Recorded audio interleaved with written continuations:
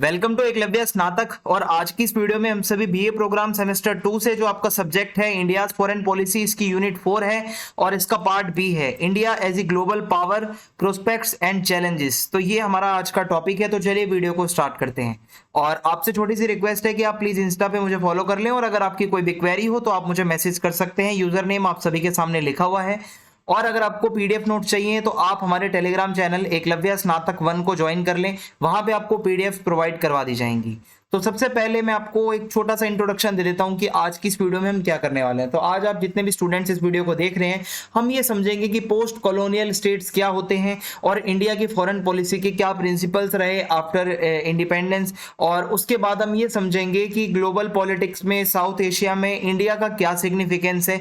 ठीक है, कि मतलब पॉलिटिक्स में हम कितने इंपॉर्टेंट मतलब हैं, ठीक है, एज अ कंट्री। तो ये सारे आज के हमारे टॉपिक्स हैं। चलिए वीडियो को स्टार्ट करते हैं। सो देखिए, long colonial rule almost for more than 100 years. ठीक है, ये बहुत ही बुरा फेज था हमारे लिए। हम बहुत लंबे समय तक जो है एक कॉलोनी रहे हैं, ठीक है, ब्रिटिशर्स की। और इंडिया ने अपनी पॉलिटिकल इंडिपेंडेंस ही नहीं खोई, बल्कि इकोनॉमिकली भी बहुत नुकसान हुआ जब हम जो है मतलब एक कॉलोनी थे, बहुत हमें लूटा, ठीक है, एक्सप्लॉइट किया। जो कॉलोनियल रूल था वो बहुत ही सोशली, आइडियोलॉजिकली और इमोशनली इंडिया को बहुत उसने इम्पैक्ट किया। ठीक है, अब हम पढ़ेंगे अंडरस्टैंडिंग पोस्ट कॉलोनियल स्टेट्स। ये आखिर होता क्या है। तो देखिए, पोस्ट कॉलोनियल का मतलब होता है कि वो टाइम जब कॉलोनियलिज्म खत्म हो चुका था। ठीक है, ऐसा वर्ल्ड ऑर्डर जो कि कॉलोनियल पीरियड के खत्म होने के बाद एमर्ज होता है। तो यहाँ पे क्या है कि पोस्ट कॉलोनियल के अंदर आप ये कह सकते हो कि ऐसा वर्ल्ड ऑर्डर था ये जो कि एक्सपीरियंस कर चुका था कॉलोनियल फेज को, कि कैसा होता है। तो कॉलोनियल एरा बहुत ही ब्रूटल था, बहुत ही ज़्यादा एक्सप्लॉइटेशन होता था उस टाइम पे। ठीक है, स्लेवरी के साथ साथ और भी बहुत सारी चीज़ें होती थी। ठीक है, जो ये कॉलोनियल, जो ये जितने भी जो थे ब्रिटिशर्स, यूरोपियंस, ये पता है अपनी कॉलोनीज के लोगों को समझते थे बैरबेरिक। ठीक है, उनको इन्फीरियर समझते थे, अपने से नीचे समझते थे। ठीक है, तो स्लेव्स के साथ और जितने भी कॉलोनी के लोग थे उनके साथ बहुत ज़्यादा ये जो है एक तरीके से ब्रूटल बिहेवियर था इनका। तो ये बहुत ही बेकार था। सो इन इंटरनेशनल रिलेशन अगर हम जब पढ़ते हैं तो पोस्ट कॉलोनियल स्टडी एक बहुत ही यूनिक एक सब्जेक्ट है। ठीक है, अगर आप इस टॉपिक को पढ़ते हैं, पूरा एंटायर जो कॉलोनाइजेशन प्रोसेस है, ठीक है, और आप कह सकते हो वो relation between different states which was based on values and of superiority और डोमिनेशन। सो ये पूरा जो कॉलोनाइजेशन का प्रोसेस था, एक पूरा ये रिलेशन है अलग अलग स्टेट्स का, जहाँ पे सुपीरियोरिटी दिखाना चाहते थे यूरोपियंस अपनी, और वो डोमिनेट करना चाहते थे अपनी कॉलोनीज को। सो यही रीजन है कि पोस्ट कॉलोनियल स्टडीज जो है वो ज्यादातर उन्हीं एरियाज में डेवलप हुई जो कि कॉलोनी रह चुके थे, Asia, Africa, Latin America, Australia. ठीक है, ये वही रीजन्स थे जिन्होंने ब्रूटल जो एक बिहेवियर था वो पूरा फेस कर चुके थे कॉलोनियलिज्म का। फिर उसके बाद है कंटेम्प्रेरी टाइम्स में, अगर आप देखोगे पोस्ट कॉलोनियल स्टडी जो है इसका एक नया डायमेंशन आया है इंटरनेशनल रिलेशंस में। ठीक है, आप अगर IR पढ़ रहे हो तो आपको पोस्ट कॉलोनियल स्टडीज पढ़नी पड़ेंगी। ठीक है, इससे क्या है कि पोस्ट कॉलोनियल अंडरस्टैंडिंग अगर किसी देश की होगी तो वो उसकी फॉरेन पॉलिसी भी उस तरीके की होगी। ठीक है, so the post colonial studies explain the foreign policy of developing countries. जो डेवलपिंग कंट्रीज हैं, जो बेचारे ऑलरेडी कॉलोनी रह चुके हैं, ठीक है, which challenge the domination of western powers. ठीक है, तो मतलब एक तरीके से वेस्टर्न कंट्रीज आज भी चैलेंज करती हैं और मतलब डोमिनेट करना चाहती हैं, लेकिन हमें एक तरीके से ये जो बहुत बड़ा चैलेंज है, ठीक है, डोमिनेट ना हो जाए दोबारा, तो ये बहुत बड़ी बात है। अब हम पढ़ेंगे principle in India's foreign policy. ठीक है, इंडिया की फॉरेन पॉलिसी के क्या प्रिंसिपल्स रहे हैं। सो इंडिया को इंडिपेंडेंस मिली थी ब्रिटिश रूल से 1947 में। ठीक है, बहुत ही लंबा एक नेशनल मूवमेंट चला था, स्ट्रगल चला था। सो नेशनल मूवमेंट जो है वो काफ़ी इंपॉर्टेंट रोल प्ले करता है, ठीक है, इंडिया की फॉरेन पॉलिसी में, क्योंकि आप कह सकते हो it also united India as a nation. सभी लोग मतलब एक साथ जब आवाज उठा रहे थे। तो आप यहाँ पे कहो कि as a post colonial state, India एक पोस्ट कॉलोनियल स्टेट है क्योंकि पहले कॉलोनी रह चुका था। तो ना तो पूरी तरीके से हमने ब्रिटिश सिस्टम को नकार दिया या डिस्कार्ड कर दिया, ना ही हम अपने ट्रेडिशन और कल्चर को भूले। हमने दोनों चीजों को साथ लेकर आगे अपने आप को बढ़ाया। ठीक है, सो पोस्ट कॉलोनियल स्टेट के कैरेक्टरिस्टिक्स सारे हैं इंडिया के अंदर। एक यूनिक काइंड ऑफ हमारी फॉरेन पॉलिसी है। ठीक है, और जिसकी फाउंडेशन हमारे एंशिएंट इंडिया के वैल्यू सिस्टम में है। हम वैल्यूज पे ज्यादा ध्यान देते हैं, भाईचारे पे ज्यादा ध्यान देते हैं, शांति, धर्म वगैरह पे ज्यादा ध्यान देते हैं, और हमने मॉडर्न इंटरनेशनल सिस्टम भी हमने अपनाया है। तो एंशिएंट और मॉडर्न का कॉम्बिनेशन है हमारा इंडिया। ठीक है, सो हमारी जो फॉरेन पॉलिसी है वो आप देखोगे कि बहुत ही अच्छी है। इंडिया हैज ऑलवेज, हमने हमेशा से इस दुनिया को एक परिवार की तरह देखा है। हम एक अपने एंशिएंट इंडिया में कॉन्सेप्ट पढ़ते हैं वसुधैवा कुटुंबकम, यानी कि पूरा वर्ल्ड एक फैमिली है। ठीक है, हमारी फॉरेन पॉलिसी ऐसी रहती है कि सारे ही जो देश हैं वो एक तरीके से एक फैमिली की तरह हैं। इस तरीके से हमारी वासुदेवा कुटुंबकम की जो ये एक नीति है ये बहुत पुराने समय से है। सो हमने इसी के साथ साथ पंचशील के भी सिद्धांत को अपनाया था। पंचशील जो कि हमने चाइना के साथ ये समझौता किया था। ठीक है, और इसमें क्या क्या आता है? म्यूचुअल रिस्पेक्ट, हम एक दूसरे की रिस्पेक्ट करेंगे, एक दूसरे के टेरिटोरियल इंटीग्रिटी की रिस्पेक्ट करेंगे।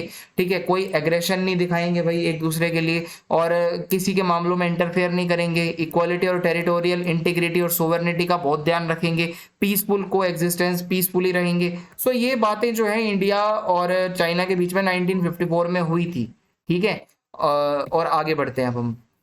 तो इंडिया की फॉरेन पॉलिसी ये मानती है कि ये हम विश्वास रखते हैं धर्म युद्ध के अंदर। ठीक है, मतलब अगर कोई वॉर करनी है तो हम ये देखते हैं धर्म का मतलब है stands for right conduct in order to maintain cosmic harmony. हमें एक तरीके से हार्मोनी बनाए रखने के लिए ही हमारा धर्म बताता है। बट धर्म युद्ध वर्ड जब आ जाता है तो इसका मतलब ये है कि आपको कुछ ना कुछ करना ही पड़ेगा। ठीक है, जस्टिस के लिए, आपको न्याय के लिए युद्ध लड़ना पड़ता है, फिर आपको कर्म करना पड़ता है, धर्म युद्ध करना पड़ता है, आपको अपनी मिलिट्री स्ट्रेंथ दिखानी पड़ती है ताकि अपने देश को प्रोटेक्ट कर पाओ एनिमीज के अटैक से। तो ये हमारा इंडिया है। हम पहले किसी पर अटैक नहीं करते, बट अटैक होगा तो हम उसका पूरा रिस्पॉन्स भी देते हैं।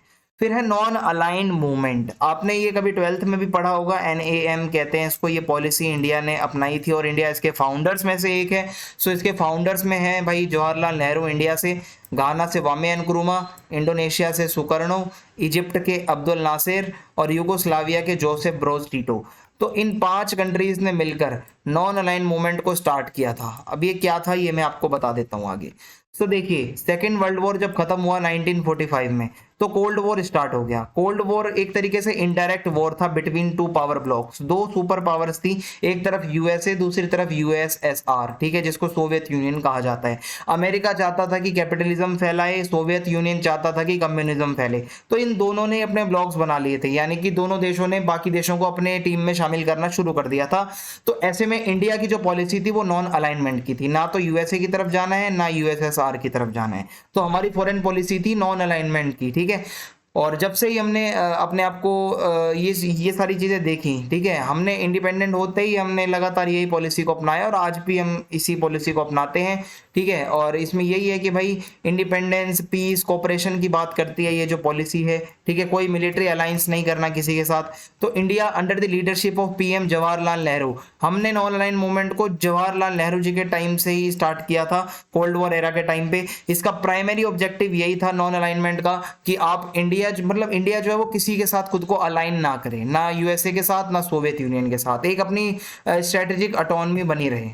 तो पॉलिसी जो थी नॉन अलाइन मूवमेंट की वो यही कहती है इंटरनेशनल लेवल पर पीस हो, डिसआर्मामेंट हो, यानी कि हथियार वगैरह खत्म करो, पीसफुली सभी रहो। ठीक है, और ये एक ऐसी फोरम है जहाँ पे कंट्रीज जो है किसी के साथ अलाइन नहीं है वो यहाँ पे आती हैं, अपनी बातें रखती हैं, अपने कंसर्न्स रखती हैं, चाहे वो डीकोलोनाइजेशन से रिलेटेड बातें हों, डेवलपमेंट की बातें हों या राइट्स की बातें हों। छोटे छोटे देश इसमें शामिल हैं।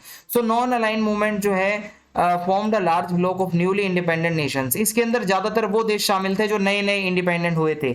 और इसके अंदर कुछ इसके आउटकम्स आपको बता देता हूँ। नॉन अलाइन ग्रुप के जो प्रेशर हैं, ठीक है, इससे क्या होता है कि भाई डीकोलोनाइजेशन को बहुत ही स्पीड मिली, यानी कि कोलोनाइजेशन खत्म होने लगा जब से नॉन अलाइन मूवमेंट बना। ठीक है। और क्या हुआ, ऑल्सो पोलराइजेशन, जो पोलराइजेशन होता था कंट्रीज का, जो दो ब्लॉक्स की तरफ कंट्रीज जा रही थी शामिल होने, उनको इन्होंने रोका। नॉन अलाइन ग्रुप जो है, इससे क्या हुआ कि लोग जो है कि ये भी कहते हैं कि भाई एक अल्टरनेट साइड भी है, ब्लॉक पॉलिसी के अलावा एक तीसरी पॉलिसी ये भी है कि आप इन दोनों से अलग रह सकते हो। और नॉन अलाइन, या फिर आप कह सकते हो इसमें अफ्रीकन और एशियन ग्रुप्स के जो जितने भी देश थे, ये न्यूली इंडिपेंडेंट कंट्रीज थी, ठीक है। और एक तरीके से ये एक जो नेसेसरली मॉरल सपोर्ट होता है वो नॉन अलाइन मूवमेंट ने दिया इन न्यूली इंडिपेंडेंट कंट्रीज को। तो ये जो ब्लू में आपको डार्क वाले में दिख रहा है, ये मेंबर कंट्रीज हैं जो कि आज की डेट में इसमें शामिल हैं, और जो स्काई ब्लू आपको दिख रहा है ये इसके ऑब्जर्वर कंट्रीज हैं, ठीक है। तो आपको समझ में आ गया होगा नॉन अलाइन मूवमेंट क्या था। फिर इसमें क्या है, ये जब इस्टेब्लिश हुआ था, ठीक है, तो ये 1961 में हुआ था, और उस टाइम पे जो है मैंने आपको बताया 4-5 देशों ने मिलकर इसको बनाया था। प्रेजेंटली 120 से ज़्यादा मेंबर्स हैं, ठीक है। एक तो ऑब्जर्वर स्टेट्स अलग हैं और मेंबर्स अलग हैं, और मेंबर्स जो है वो किसी भी पावर ब्लॉक के साथ अलाइंड नहीं है, ठीक है। और ये आपको पता है कि कोल्ड वॉर तो खत्म हो गया था 1991 में, बट ये नॉन अलाइन मूवमेंट आज भी चल रहा है। क्यों? क्योंकि भाई ग्लोबल चैलेंजेस फेस करने के लिए, और इसके अलावा क्लाइमेट चेंज वगैरह, पॉवर्टी जैसे इश्यूज के ऊपर ये बात करता है, ठीक है। और अब हम पढ़ेंगे न्यूक्लियर पॉलिसी। तो इंडिया की न्यूक्लियर पॉलिसी जो है वो सेल्फ रिलायंस और मिनिमम डिटरेंस और नो फर्स्ट यूज के डॉक्ट्राइन पर चलती है। यानी कि आप खुद ही सब कुछ बनाओगे, अपनी न्यूक्लियर पावर हमने खुद बनाई है, पहले हम इसको यूज नहीं करेंगे, अगर कोई हमारे ऊपर ऐसा धमकी देता है या यूज करता है तो उसको छोड़ेंगे नहीं भाई, सीधी सी बात है। तो इंडिया का न्यूक्लियर इशू बहुत ज्यादा एक एथिकल इशू रहा है, क्योंकि इंडिया हमेशा से ही हथियारों के अगेंस्ट था, लेकिन हमारी इंडियन सिविलाइजेशन हमें यही सिखाती है कि हमें काफी एथिकल रहना है, हमारा नेचर काफी एथिकल है, मोरलिस्टिक है। सो ऐसे में हमारा जो फ्रीडम मूवमेंट था वो भी बहुत पीसफुल था। तो ऐसे में न्यूक्लियर वेपन बनाना, न्यूक्लियर पावर खुद को बनाना एक बहुत ही बड़ा डिलेमा का इशू था। तो गांधीयन प्रिंसिपल्स जो है हमारे, वो ट्रूथ और नॉन वायलेंस सिखाते हैं, जो कि हमने बहुत लंबे समय तक इसको फॉलो किया। सो ऐसे में इंडिया कैसे एक न्यूक्लियर पावर बने, ये एक दिक्कत की बात थी। तो 3 अगस्त 1954 को the department of atomic energy इसको बनाया गया, और उसके बाद से ही इंडिया का न्यूक्लियर प्रोग्राम जोरों शोरों से चलने लगा, और बहुत पब्लिक ने अपोज किया, देशों ने अपोज किया, बट स्टिल जवाहरलाल नेहरू जी ने होमी जहांगीर बाबा जी को जो है ये पूरी जिम्मेदारी सौंपी। ये जो इंडिया का न्यूक्लियर इंफ्रास्ट्रक्चर है वो इन्हीं के हाथों में था कि कैसे कैसे करना है। तो ग्लोबल लेवल पे इंडिया ने ये देखा कि मिलिटरीली अगर कोई नेशन वीक है, अगर किसी की सेना वीक है, तो उसकी कोई रिस्पेक्ट नहीं करता। और अगर आपके नेबर्स इतने खतरनाक हैं, वल्नरेबल आपकी सिचुएशन है, तो भाई आपको एक न्यूक्लियर पावर तो होना बहुत जरूरी है। सो जब इंडिया पाकिस्तान का वॉर हुआ 65 में और 71 में, तो ये चीज और ज्यादा कही जाने लगी कि भाई अब तो न्यूक्लियर पावर होनी ही चाहिए, हमारे पास न्यूक्लियर टेक्नोलॉजी होनी चाहिए, हमें अगर ये न्यूक्लियर हेजेमनी से बचना है, क्योंकि जो न्यूक्लियर वाले ज्यादातर देश हैं पावर वाले, वो अपनी हेजेमनी दिखाएंगे, तो हमें भी न्यूक्लियर पावर बनना पड़ेगा, बहुत जरूरी है। तो इंडिया ने अपना सेकंड न्यूक्लियर टेस्ट जो है वो 1998 और एक किया था 74 में, ठीक है। ये 2 टेस्ट हुए थे, पहले वाला सक्सेसफुल नहीं था, सेकंड वाला सक्सेसफुल हुआ अटल बिहारी वाजपेयी जी के टाइम पे। और वेस्टर्न कंट्रीज ने बहुत सैंक्शंस लगाए, हमारे को बहुत अपोज किया, और फाइनली हम एक पावरफुल नेशन बनकर उभरे, ठीक है। और हमने अपने न्यूक्लियर डॉक्ट्राइन भी बताए 2003 में कि हम क्यों न्यूक्लियर पावर बनना चाहते हैं। तो हमारा जो न्यूक्लियर पॉलिसी का जो डॉक्ट्राइन है वो ये कहता है कि हम तो एक तो मिनिमम डिटरेंट हैं, और हम नो फर्स्ट यूज की पॉलिसी को मानते हैं, यानी कि हम कभी भी यूज नहीं करेंगे, और मिनिमम हम उतने ही न्यूक्लियर हथियार बना रहे हैं जितने सामने वाला जो है अगर यूज कर रहा है तो उसके बराबर या उससे थोड़े ज्यादा या उससे कम भी हो सकते हैं, लेकिन ज्यादा एकदम से उतने नहीं होंगे कि किसी को नुकसान हो, ठीक है। सो यहाँ पे न्यूक्लियर स्ट्रेटेजी की जब बात करते हैं तो मिनिमल डिटरेंस का मतलब होता है मिनिमम डिटरेंस या फिर फाइनाइट डिटरेंस, यानी कि एक इनफाइनाइट नहीं होगा, फाइनाइट होगा, उसकी एक लिमिट होगी कि हम मतलब न्यूक्लियर वेपन्स नेसेसरी है जितने उतने ही बनाएंगे, ठीक है। ये सारी बातें हैं। फिर उसके बाद एनपीसी है यहाँ पे, या NPT, non proliferation commitment. India जो है वो साइन नहीं करता है एनपीटी की ट्रीटी को, वो कहता है कि ये डिस्क्रिमिनेटरी ट्रीटी है, बट स्टिल इंडिया इस चीज को सपोर्ट करता है। अगर कोई ग्लोबल एफर्ट्स चल रहे हैं न्यूक्लियर वेपन को खत्म करने के, तो इंडिया सबसे पहले आएगा कि हाँ भाई खत्म कर दो, ठीक है। ये सारी बातें हैं। फिर है न्यूक्लियर वेपन टेस्टिंग। तो इंडिया ने 1974 और 1998 ये 2 टेस्ट किए थे अपने वेपन्स जो है न्यूक्लियर वाले, पोखरण में राजस्थान में ये टेस्ट किए थे। सेकंड वाला टेस्ट जो है वो सक्सेसफुल रहा। इंटरनेशनल कोऑपरेशन की बात करें तो इंडिया एक्टिवली एंगेज रहता है न्यूक्लियर कोऑपरेशन को लेकर बाकी कंट्रीज के साथ फॉर पीसफुल पर्पसेस, ना कि किसी छोटे देश को हमला करने या डराने के लिए। और including nuclear energy generation, research and development. So बहुत सारे यहाँ पे क्या है, इंडिया है signed civil nuclear cooperation agreements with several countries. हमने बहुत सारी कंट्रीज के साथ जो है साइन भी किया है, जैसे यूएस है, फ्रांस है, रशिया है, कनाडा है। अब है इकोनॉमिक पॉलिसी, इंडिया की इकोनॉमिक्स के बारे में थोड़ा सा पढ़ते हैं।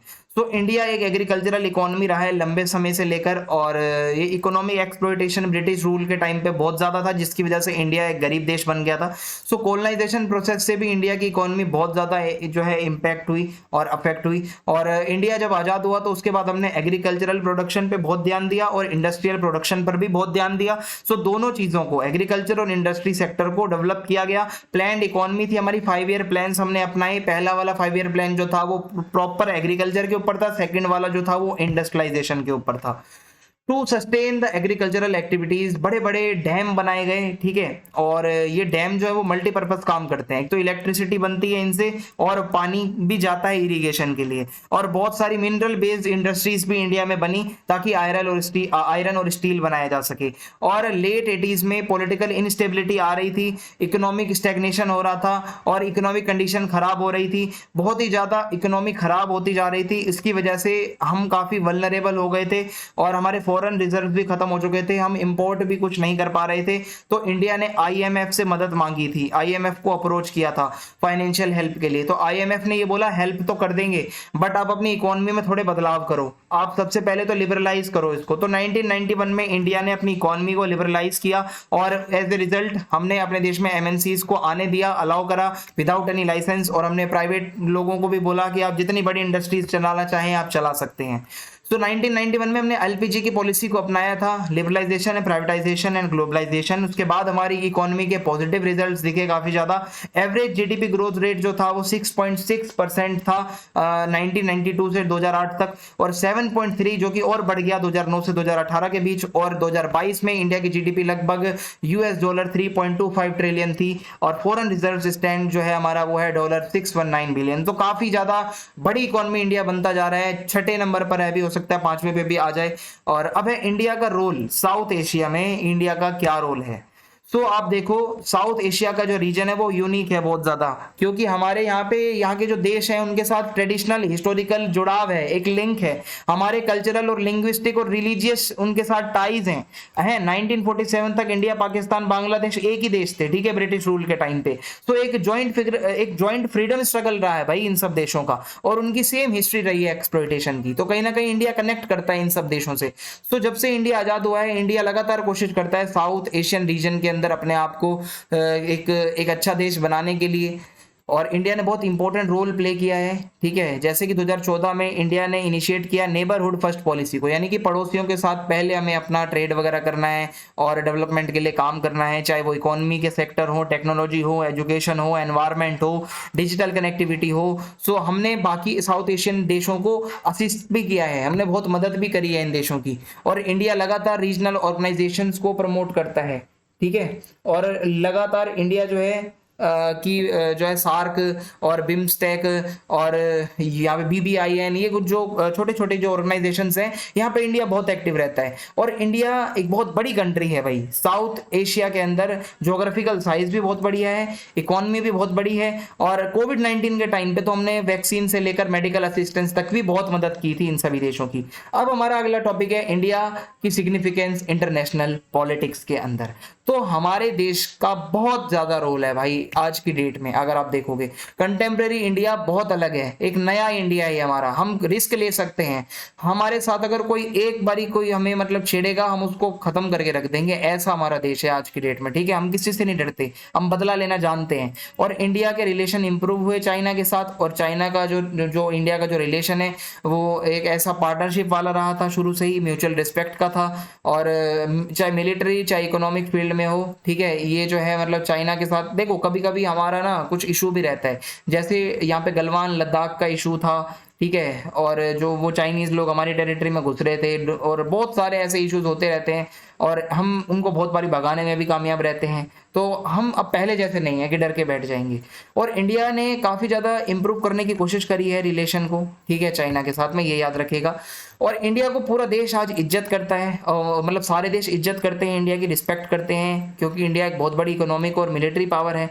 इंडिया बहुत सारे मल्टीलैटरल ऑर्गेनाइजेशंस के अंदर मेंबर है, जैसे WTO है, IMF है, ब्रिक्स है। तो इंडिया बड़े बड़े देशों वाले जो ये जो ऑर्गेनाइजेशंस हैं इसमें मेंबर रहा है और है भी। तो इस वजह से इंडिया की बहुत वैल्यू है। और रिसेंट ईयर्स में देखें तो इंडिया का रोल काफ़ी बड़ा है, चाहे आप आउटर स्पेस की तरफ जाओ, चाहे वैक्सीन बनाने के आप फील्ड में देख लो, चाहे ह्यूमन काइंड के लिए जो काम करना है उसमें देख लो। वर्ल्ड कम्युनिटी आज इंडिया को रिकॉग्नाइज कर रही है एक बहुत बड़े देश के रूप में। और यही था आज का हमारा चैप्टर। अगर आपको वीडियो अच्छी लगी हो तो आप चैनल सब्सक्राइब करें, ज़्यादा से ज़्यादा वीडियो को शेयर करें। जय हिंद, जय